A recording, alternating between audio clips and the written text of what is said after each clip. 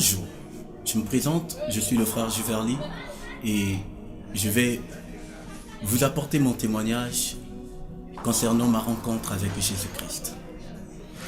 En 2012-2013, j'étais en classe de 3e.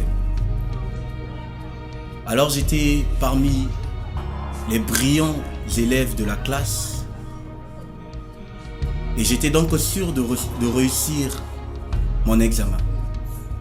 Et j'avais un parent qui était aussi l'un des administrateurs du collège. Alors il avait déclaré devant toute la salle que quoi qu'il arrive, quelles que soient les situations, quels que soient les vents et tempêtes qui pouvaient se lever, j'aurais mon examen. J'étais donc confiant par rapport à mon examen et par rapport à la déclaration du petit frère de mon père. Mais malheureusement pour moi, cette année-là, j'ai échoué à mon examen. Alors j'étais donc dans un état pitoyable. Je pleurais. Je me disais, certainement, les autres ont dû soudoyer les correcteurs afin que ma place leur soit donnée. Et pendant que j'étais dans cet état plaintif, ma mère va simplement me dire, si tu veux réellement réussir à ton examen, tu dois commencer à aller à l'église. Notamment, j'allais pas à l'église, je préférais aller jouer au foot tous les dimanches qu'aller à l'église. J'ai donc décidé de me rendre à chaque culte dominical. Mais ma mère va me dire, c'est bien, mais tu dois maintenant participer au cours d'affermissement. Tellement j'avais soif de cet examen, j'ai décidé donc de faire les cours d'affermissement. Et les cours d'affermissement conduisent au baptême. Et avant le baptême, un frère va me proposer de prier ensemble lors d'une nuit de prière. Je ne savais pas prier, ni même faire la prière de notre Père. Alors je vais décider de prier avec ce frère, non par ma volonté, mais simplement pour lui faire plaisir, afin qu'il ne pense pas que je suis une personne qui n'aime pas Dieu. Alors pendant la prière, moi qui ne savais pas prier, lorsque j'ai simplement ouvert la bouche, j'ai prié pendant 4 heures du temps. Et après le baptême, j'étais tellement zélé que j'ai commencé à aller prier pour des malades. Et j'étais devenu une référence dans ma famille. À chaque fois qu'il y avait un malade, l'on faisait appel à moi pour que j'aille prier pour le malade. Cependant, cette même année où j'ai rencontré Jésus-Christ, j'avais encore raté mon examen. C'était pour la 2e fois. Et cela m'a créé des problèmes dans la famille.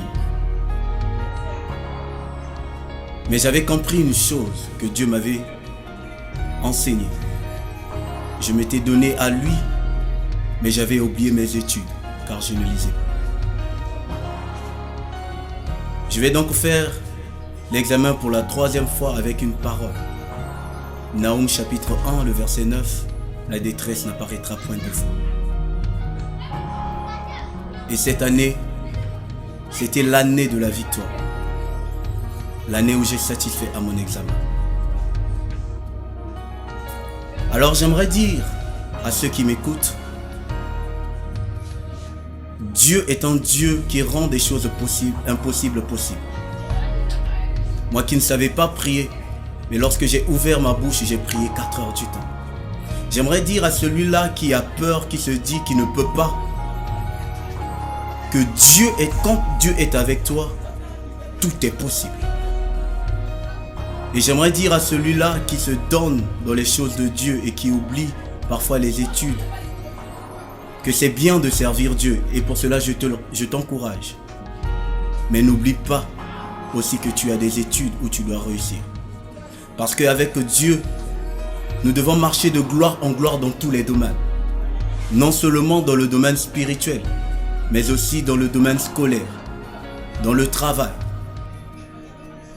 Nous devons impacter afin que Dieu soit reconnu. Car c'est là où nous régnons que Dieu règne.